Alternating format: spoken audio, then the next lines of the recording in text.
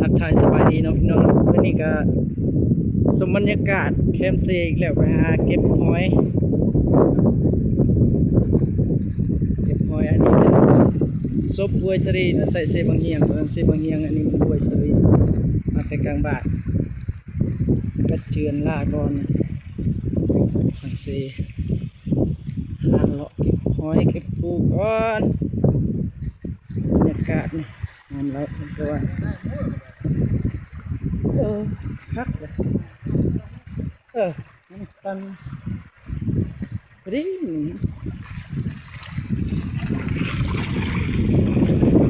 บวยชรีไรอันนี้ซบเซซบเซแล้วมันไล่ไปไงบ้างนั่นไปพุ่งมาที่นี่แล้วมันลัดไป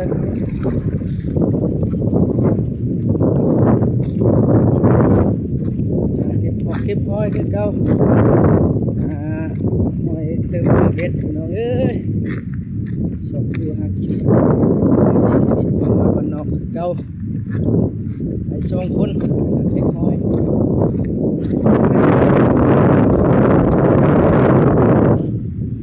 เราซ่อนอยู่แคมป์ซีได้ก็ได้ขับไปถามมันได้อยู่ได้อยู่จะย่างไปถามนิดนึงก่อน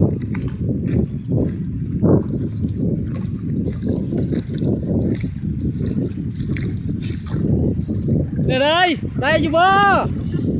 ได้อยู่บ่ซ่อนปลาเบิ่งนี่ซ่อนอย่าเฮ็ดเบิ่งจะซ่อนแน่เฮาสิเบิ่ง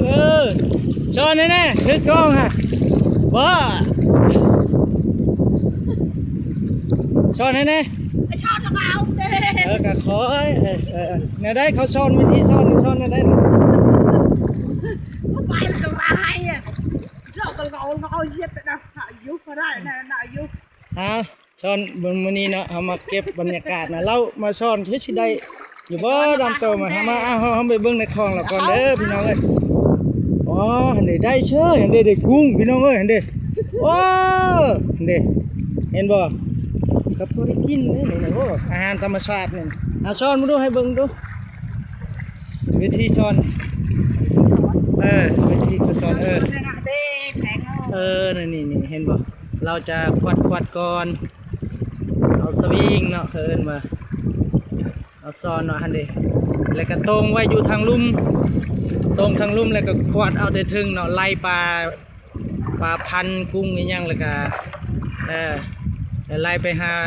สวิงเขาเนาะอันนี้แหละบรรยากาศเราไม่ได้เลยบ่ได้บัดนี้เนาะหาไหมนี่มันน่าเศร้าเพิ่นเนาะเพิ่นไปซ่อนปลานะ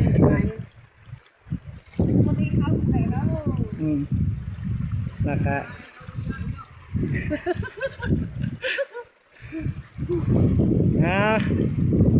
จิ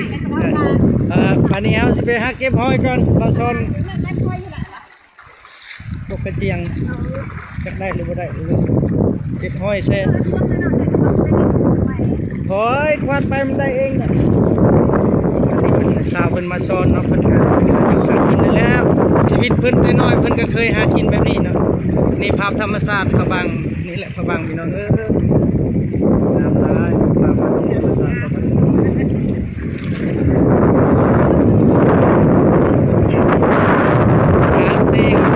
เพิ่งกันน้ำไหลแห้งกูตัวจะไหนยูทูบเบอร์ล่มวันนี้พอแห้งอีกกันเนี่ยโทรศัพท์นี่แหละสิเปียกเนี่ย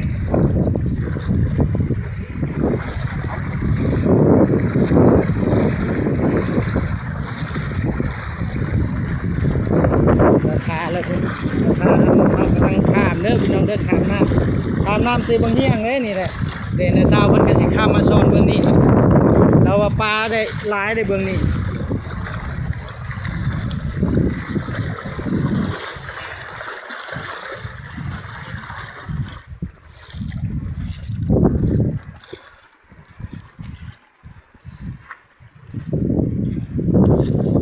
ไปหาเก็บหอยกันเด้อให้เราซ่อนท่าในนี้แหละตัวเราจะไปเก็บหอยก่อน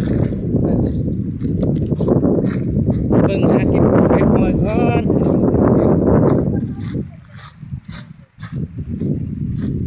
นี่แหละหัวหน้าทีมพาไปน้ำไหลแห้งเติบได้อพี่น้องเอ้ยกูนี่แหละเซบังเฮียงเด้ออยู่ในทึงเด้อนี่เด้ออยู่ทางจุดชุมกระบังเอาแต่ข้ามไปแล้วเนาะแล้วก็ย่างไปต่อไปหาเก็บบนเอาไม้หมดละไปหาบนหนองอยู่พุทธอยู่ทางตีนผานี่ตีนผาตัวนี้นะตีนผาคันไดแก้วตีนผากวนผู้กวนเขาเอิ้นแบบนี้นะ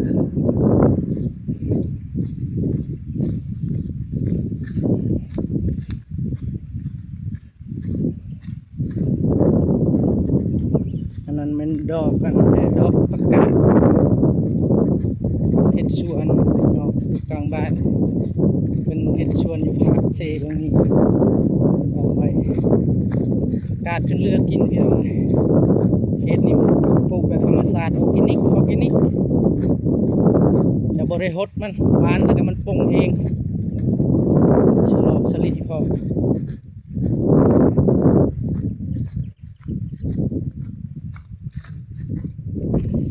ห็นมันดอกผักกาดมัน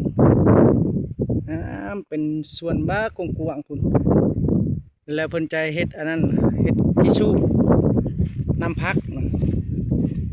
หรือว่ากิซูหรือว่าน้ำพักอะไรนี่ก็สองคนต้องเข้ากับไปหาคือเขายังไปเลาะพึ่งน้องตัวใดยังมีนางจะไปหาหอยเนาะเก็บหอยปักกวางไปนะตีนผูตีนผ้าเราเก็บผักคักหญ้าวิถีชีวิตสิได้มีอยู่บ่หอยเกินนี่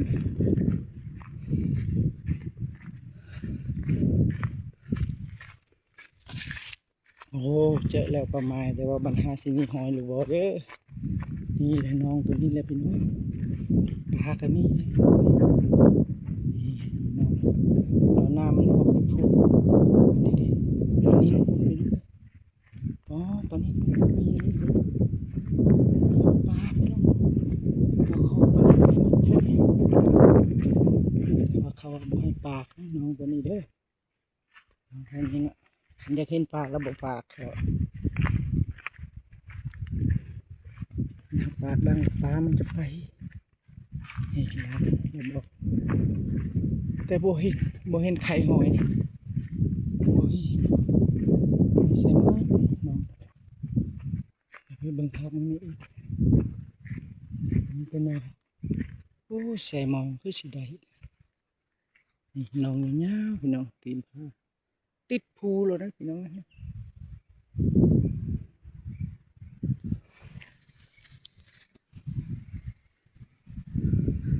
บ่เห็นไข่หอยแสดงว่ามันบ่มี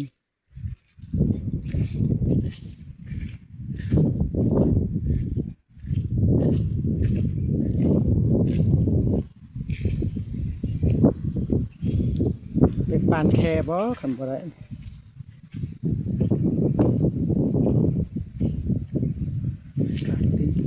เอาปลาเห็นปลาชัวพี่น้องปลาคอชัวปลาน้อยบึ้มมาเดียวเลย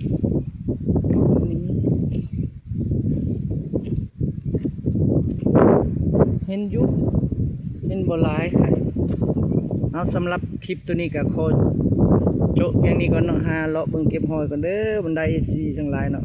ใครเห็นแล้วกดไลค์กดแชร์ให้วิถีชีวิตบ่าวบ้านนอกนี่เด้อส่งจูงหากินกับเราบ๊ายบาย